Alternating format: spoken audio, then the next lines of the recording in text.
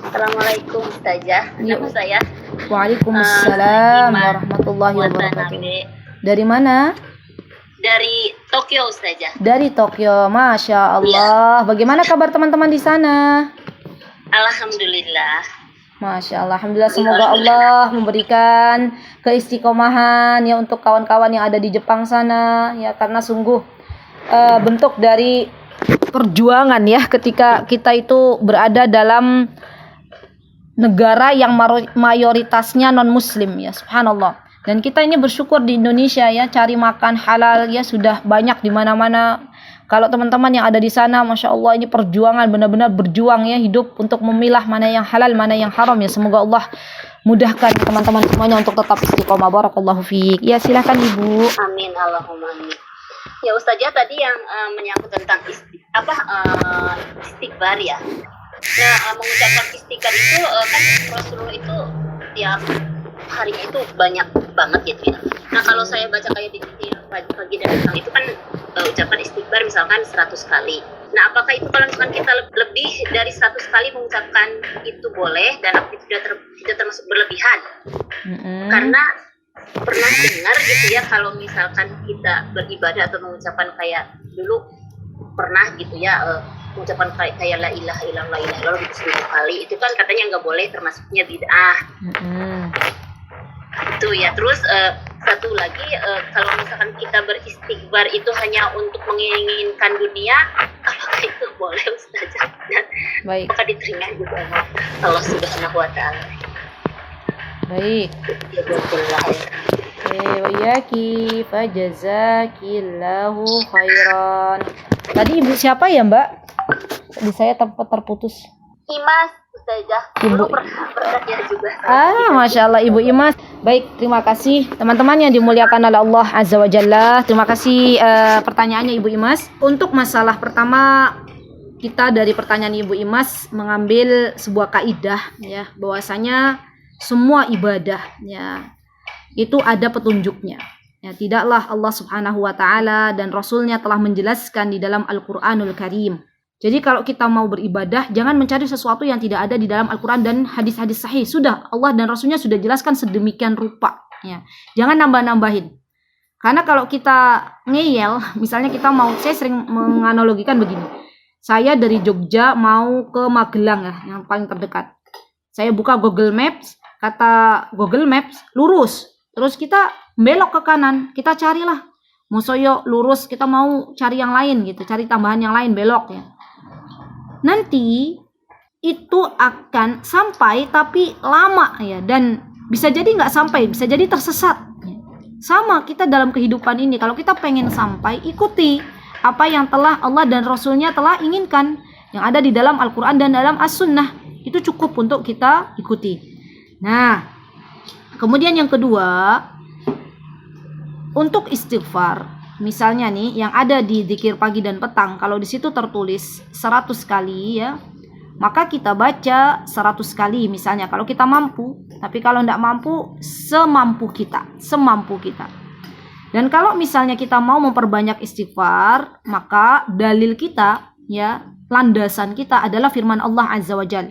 Allah mengatakan ya di dalam surah Nuh yang tadi saya sebutkan, ketika Allah menyuruh kepada Nabi Nuh, memerintahkan kepada Nabi Nuh ya, faqultu astaghfiru rabbakum innahu kana ghaffara, maka mohonlah ampunan kepada Rabbmu. Di sini Allah tidak menyebutkan bilangan tertentunya.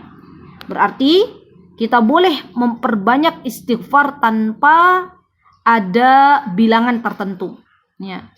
Dan juga kita ada di dalam surah Hud ya, ketika Nabi Hud berkata kepada kaumnya, wa ya qaumi astaghfiru rabbakum tsumma tubu ilaihi. Wahai kaumku, mohonlah ampunan kepada Tuhanmu lalu bertobatlah kepada Allah Subhanahu wa taala. Yursilis sama alaikum midrara, kata Nabi Hud, maka niscaya Allah menurunkan hujan yang sangat-sangat deras. Wa yazidkum quwwatan ila quwwatikum, dan Allah akan menambahkan kekuatan di atas kekuatanmu. Subhanallah. Nah, ini menunjukkan bahwasanya Nabi Hud alaihissalam ketika berbicara kepada kaumnya untuk memperbanyak istighfar, maka tidak menyebutkan bilangan tertentu. Nah, jadi ya, kita pakai dalil-dalil yang umum Artinya ketika kita beristighfar maka boleh sebanyak-banyaknya. Masalah tentang hadis ya, yang tadi saya sebutkan bahwasanya Rasulullah SAW itu mengatakan ya, dari hadis Abu Hurairah, kata beliau ya, Abu Hurairah mengatakan sami'tu Rasulullah SAW mengatakan, wallahi inni la astaghfirullah wa atubu ilaihi fil yaum aktsara min 70 marrah.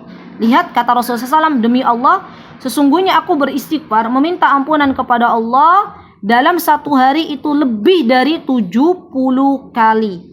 70 kali lebih ya, lebih ya.